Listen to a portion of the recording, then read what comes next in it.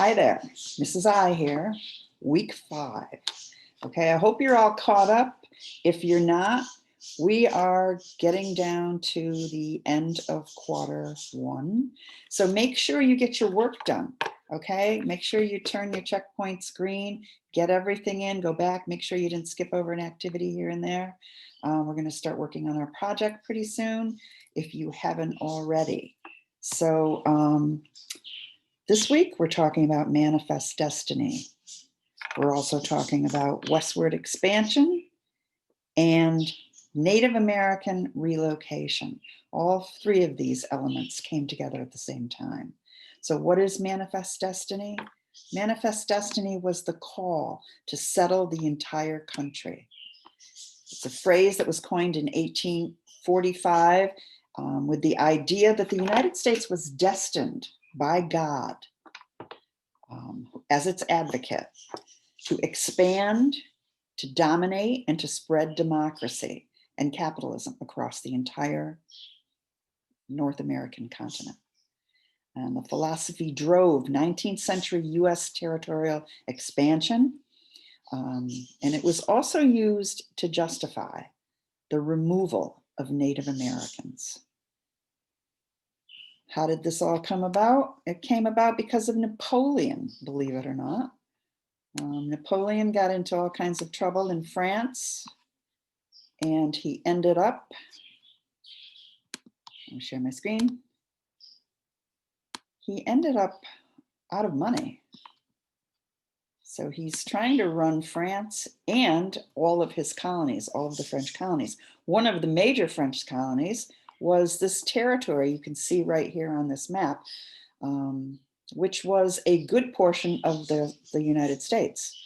So now keep in mind that your right side of this map is pretty much all settled by the 1800s. You've got your 13 colonies are well on their way and they're well established.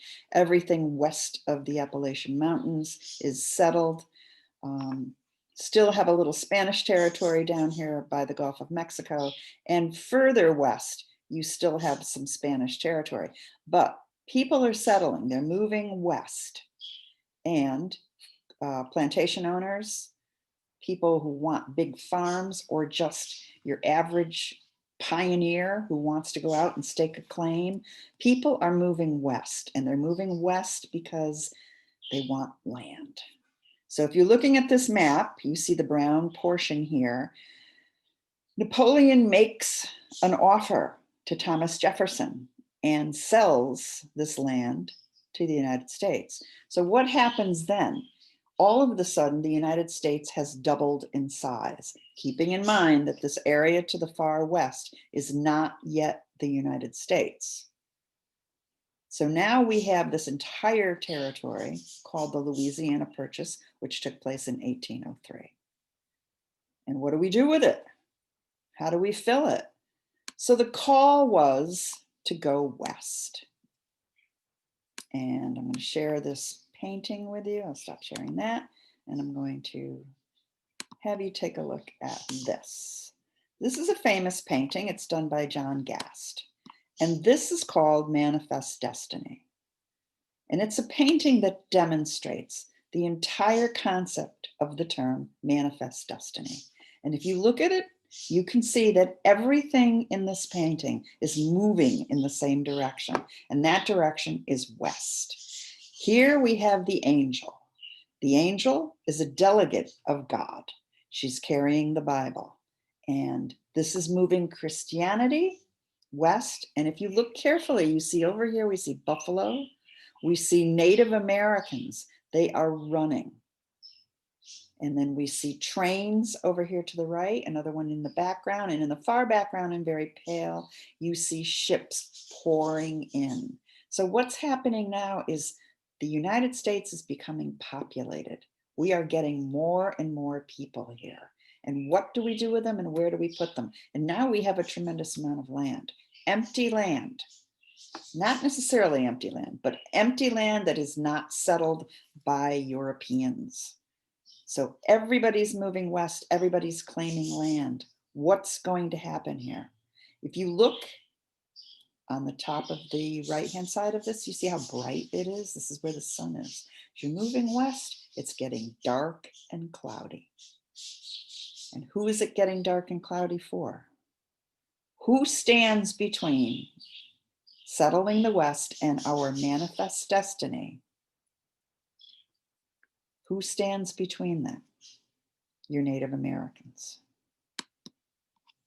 So the Native Americans now represent a problem that they always have, actually, in terms of settling this country.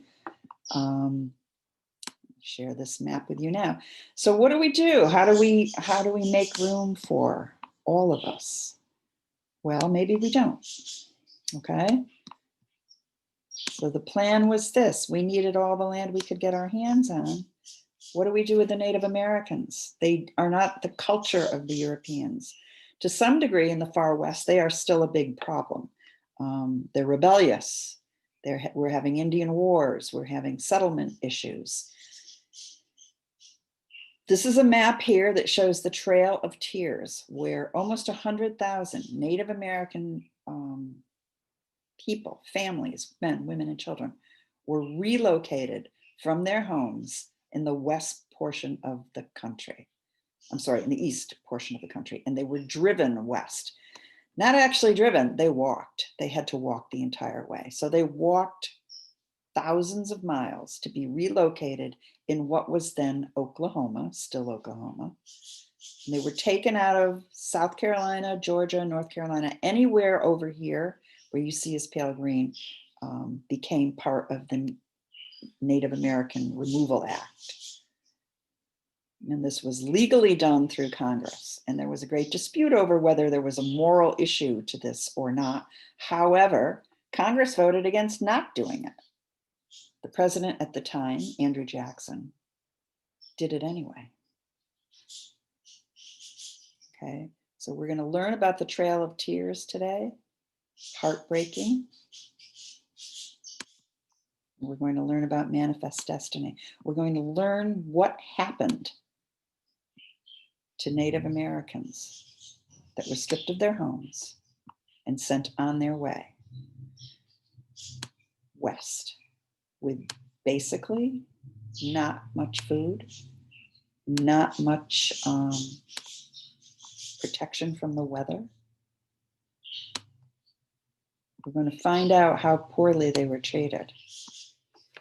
So you've got your readings and you've got your videos. I've also made for us, let me see if I can pull that up. I've made a Padlet wall and for our class. And I'll show it to you. I posted a few things in there. Okay, share this with you. So you will be responsible now for posting on the Padlet wall. Okay, here we have Manifest Destiny. This is the painting I just reviewed. Your question regarding this is, how does this painting represent Manifest Destiny? I just explained that. So take notes from my explanation, watch this video again, or you can go even deeper and research it more. Which group of people would stand in the way of Manifest Destiny? And how would the US government handle that?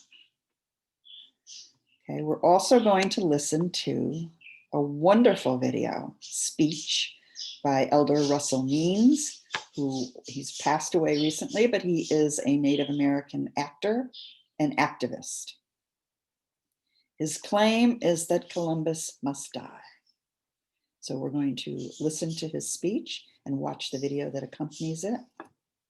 Then you're going to answer the question based on what you watched in the video. List 3 ways Native American tribes have been exploited, undermined, and ridiculed.